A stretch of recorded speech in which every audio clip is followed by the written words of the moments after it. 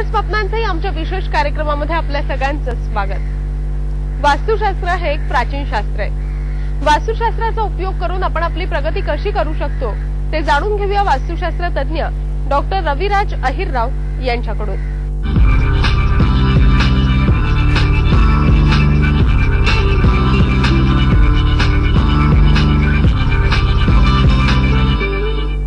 नमस्कार, वास्तुशास्त्र प्रेमींना डॉक्टर रविराज अहिररावचा पुनश्च एकदा नमस्कार। वास्तुशास्त्र दुकानाचं या शृंखलेत म्हणजे मी मागच्या एपिसोडमध्ये जस्ट एक ओळख सुरुवात केली।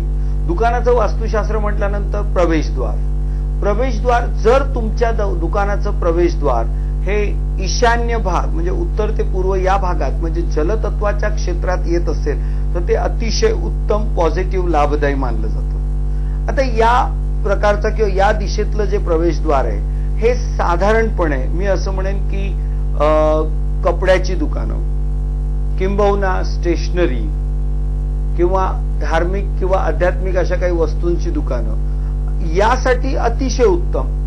पण ओव्हरऑल सगळ्याच व्यवसायांसाठी ईशान्य दिशेचं दुकान हे निश्चित चांगलं असेल। जलतत्वाशी संबंधित सगळ्या वस्तूंना ईशान्य दिशाच असल्यामुळे नॅचरली खूप चांगली लाभदायी ठरते। त्यानंतर जर एखाद्या दुकानाचं प्रवेशद्वार हे आग्नेय भागात असेल म्हणजे साधारणपणे मी असं म्हणेन की दक्षिण आणि पूर्व यांच्या मधला जो भाग आग्नेय भाग साऊथ ईस्ट मध्ये, तर अशी दुकानं मी साधारणपणे असं म्हणेन की निश्चितच अग्नितत्वाशी संबंधित। मग अग्नितत्वाशी संबंधित जर म्हटलं तर अगदी पेट्रोल पंप सुद्धा त्याच्यात येऊ शकतो किंवा वेगवेगळ्या प्रकारच्या ऑइलशी संबंधित जे काही व्यवसाय होत असतील, फटाके किंवा एक्सप्लोजिव्हचे जे काही व्यवसाय असतील त्या संदर्भात किंवा इलेक्ट्रिकल इन्स्ट्रुमेंट्स आणि निश्चितच सोन्या चांदीचे दागिन्यांची दुकानं यांच्यासाठी सुद्धा आग्नेय अर्थात ज्वेलरी शॉपसाठी आग्नेय म्हटल्यानंतर स्पेसिफिकली मला दक्षिण आग्नेय इन्सिस्ट करावासा वाटतो किंवा प्रामुख्याने सांगावासा वाटतो। त्याच्या व्यतिरिक्त मी असं म्हणेन की नैऋत्य भाग म्हणजे दक्षिण आणि पश्चिम यांच्या मधला जो भाग आहे तर हा पृथ्वी तत्वाशी संबंधित असल्यामुळे तसं बघायला गेलं तर नैऋत्य भाग हा निश्चितच प्रवेशद्वाराच्या दृष्टिकोनातून योग्य नाही। किंबहुना वास्तुशास्त्राचं तत्व सांगतं की नैऋत्य पूर्णपणे बंदिस्त असली पाहिजे, जड असली पाहिजे।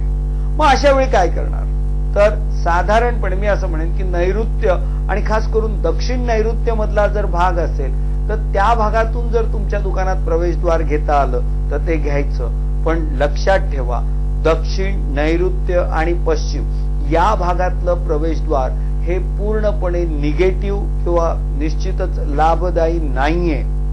त्यातल्या त्यात दक्षिणेकडे सरकलेलं थोडंसं जे असेल तर ते चालू शकतं असं मी म्हणेन।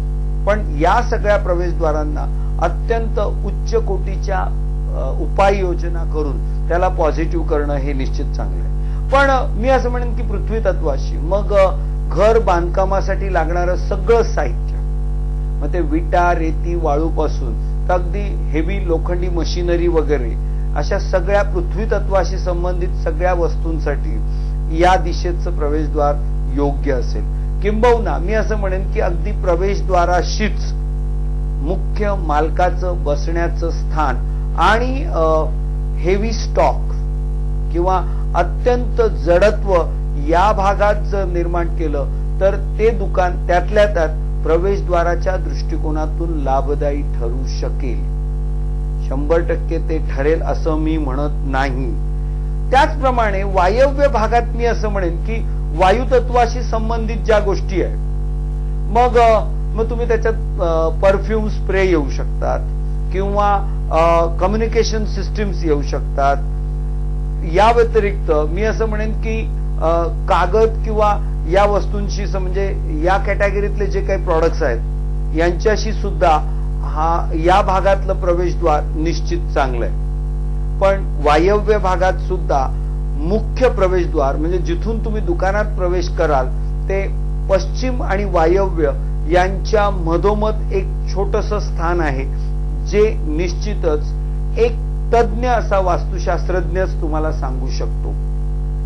त्या व्यतिरिक्त वायव्य भागामध्ये मी असं म्हणेन की जास्तीत जास्त तुमच्या दुकानाला तुम्ही काचा किंवा डिस्प्लेची सिस्टीम केली आणि तुम्हाला ज्या वस्तू किंवा सर्व्हिसेस तुम्हाला प्रमोट करायच्या आहेत, विकायच्या आहेत, त्यांचं जर स्थान किंवा त्यांची जर रचना केली तर ते निश्चितच तुमच्या व्यवसायाच्या दृष्टिकोनातून खूप लाभदायी तुम्हाला ठरेल.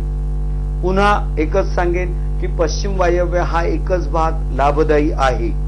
दुकानाची रचना करताना सगळ्यात महत्वाचा मुद्दा इथे असा घेतला पाहिजे की ज्यावेळी तुमच्याकडे कस्टमर येतो तो कस्टमर हा शक्यतो उत्तर पूर्व भागातच असला पाहिजे, उभा असला पाहिजे आणि कस्टमरचं तोंड हे दक्षिण पश्चिम भागाकडे असलेलं अतिउत्तम.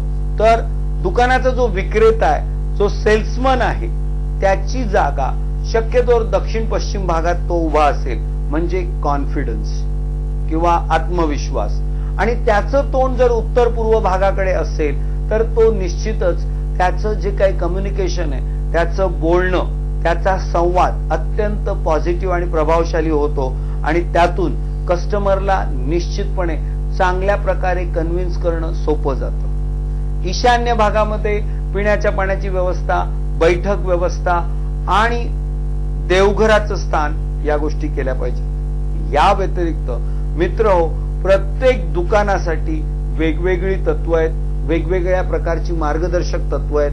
त्या सगळ्या गोष्टी निश्चितच आपण पुन्हा एकदा पुढच्या एपिसोडमध्ये चर्चा करू.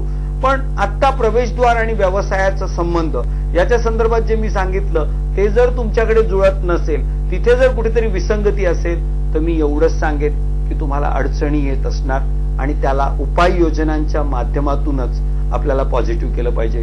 धन्यवाद.